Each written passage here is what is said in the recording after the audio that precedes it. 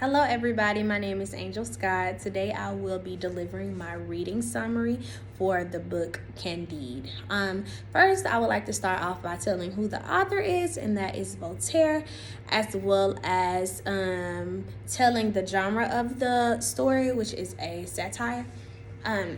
So the story starts off with our protagonist Candide, and Candide comes from a family of wealth. Both his mother and father are high in the social structure, but he's a bastard, and that is primarily because his mother refuses to marry his father because he can trace his family tree or his roots as far back as she could. Moreover, Candide stays in a castle with the Baron, who is said to be his mother's brother. And while living in the castle, he's followed the teaching of Pangloss, and Pangloss pretty much teaches there's no effect without a cause. And throughout the story the novel in its entirety, we can see that Candide is definitely following these teachings. But also Candide also has a crush on the Baron's daughter, and I think the pronunciation of her name is Candide. But Candide has a mutual interest in him, and it's displayed later. But one day, Candide sees Pangloss doing an experiment, quote unquote, with her mother's maid, and she later on finds Candide, and he kisses her hand and they kiss. They kiss, but the Baron sees them kissing, and unfortunately Candide is thrown out of the castle. So while Candide is thrown out of the castle, he wanders, he cries, he's hopeless. I won't say hopeless, he's lost, because he's very optimistic. He's lost. But then he comes to this Bulgarian city, and they prompt him with a question, and it's pertaining to the Bulgarian king, but he doesn't answer the question in the manner that they would like him to. And as a result, they pretty much give him this work to do, and he's pretty much punished. So one day they prompt him with another question: would you rather be beat or whipped, or would you rather endure lead being placed into your brain? And Candide, as always, answered the questions with his optimistic teachings that he learned from Pangloss. And he says, men have free will. And it was like, okay. And so they end up whipping him, and it was a lot of them. And once he just can't it gets to a point where he just can't endure the beatings anymore. So fortunately for him, the Bulgarian king walks by, sees Candide, knows who he is, and knows that he's pretty much naive to reality because of these teachings that he follows. So he pardons him, and he pardons them, and fortunately for him, Candide escapes his reality. Well, his fate or reality at that moment. So he comes to a Christian. He ended up wandering again. He comes to this Christian city called Holland, and he is prompted with another question by the people. And at this point, Candide is, very hungry and things of that nature, because he really doesn't have anywhere to go. So it was dealing with, I think the question was, do you believe the Pope is an Antichrist? And Candide doesn't answer the question in the way that he should, that the people felt that he should. He answered the questions based on his optimistic teachings, as always. And the people that that asked him the questions was pretty much like, that's not the answer we were looking for. So you need to leave, and you're not getting any food. You're gonna starve.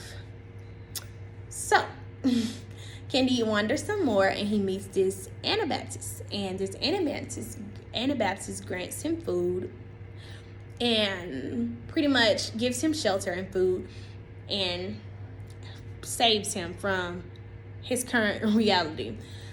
So one day Candide wanders again and he meets this beggar. And this beggar, and it just looks like he's full of diseases. And at this point, Candide is just like, I'm gonna show him compassion. So he does. And unbeknownst to him, the beggar is Pangloss. And they pretty much catch up on lost time, and Candide really wants to know what happened. So Candide tells him about his encounter with the Bulgarians, and he tells Candide that he now has syphilis because of the experiment, quote unquote, that he did with the maiden, with the Baron's wife maiden. So Candide apologizes, and while he's apologizing, Pangloss stops him in his tracks and says, "No need to apologize. This is pretty much for the greater good, and this is the best of the world," or something like that. So he was like, this disease traces all the way back to Christopher Columbus coming to America. Like, this is pivotal, and this is what's supposed to happen. So Candide takes Pangloss back to the Anabaptist with him, and the Anabaptist finds a doctor that can cure him. So while he's getting cured, he loses an eye and an ear, but he is optimistic, to say the least. So the Anabaptist gives Pangloss a job as his bookkeeper, and they go on this business trip. So while on this business trip, they're on a ship, of course. So there's many earthquakes, and everything that's happening just seems so unfortunate to everybody on the ship, with the exception of Candide and Pangloss, especially Pangloss. Pangloss. So it's just a lot going on, and the people that are on the ship are religious, and they just pretty much believe that something's not right. This is not happening. This is not for the greater good. But Pangloss explains that, hey, yes, it is. This is for our greater good, and they don't like this, so they pretty much burn. They burn, I think, a couple people, and they hang Pangloss, because all of their teachings are the people that something happened to. Well, no, that Pangloss and the people that they burn, they were people that were not of the same religion or didn't have the same faith. And Candide is unfortunately viewed as being contemptuous because he follows these teachings. So then, once that happens and Pangloss is unfortunately hung, that's the great word. Pangloss is affectionately, I think, hang, and there's another earthquake, and while this other earthquake is occurring, Candide starts to doubt his teaching, Pangloss' teachings, and the way he governed his life based on these optimistic teachings, which is, it seems like his ignorance is subsiding.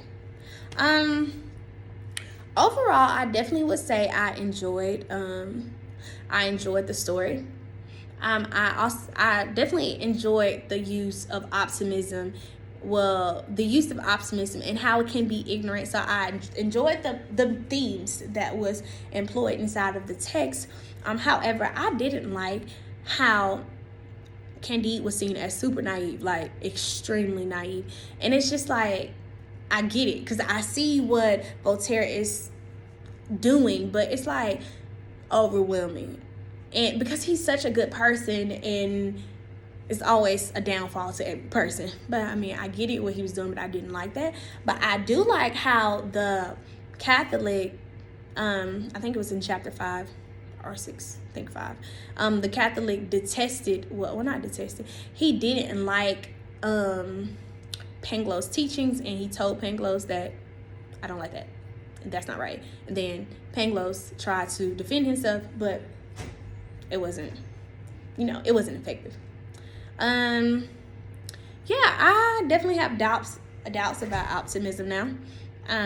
Probably because it's not reality, but I get it. It's okay to be optimistic, but too far, I mean, you can go too far with it to the point where you're avoiding reality or oblivious to reality. So, yeah, thank you.